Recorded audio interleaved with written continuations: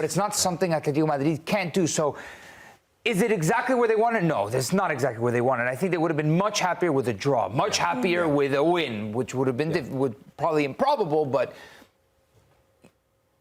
they walked out of the Bernabeu alive. Yeah, I think just seeing how he set up the team, and I was looking at tactically, right? We see on the sheet of paper it's a 4-4-2, but Antoine Griezmann, I thought in terms of him dropping into midfield, creating an overload, it really stifled Madrid. Apart from the moments of brilliance, it really stifled Madrid, and we use the word control.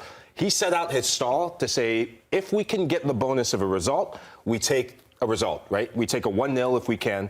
But because of how they started, getting back in the match, I thought Griezmann, the incisive moments, he had 2 chances, that on any other day, it's not on his weaker right foot. He puts in the back of the net. We're talking 2-1, and the raised eyebrow of Carlo Ancelotti is probably going back in his hairline. You mentioned something interesting because you mentioned about that overload in the midfield, and that's where missing Dani Ceballos is so key for Real Madrid, because if you do overload that midfield, then you try to gain control over Tchouaméni and Camavinga mostly in that midfield between Pablo Barrios, Rodrigo de Paul, you bring in an Antoine Griezmann.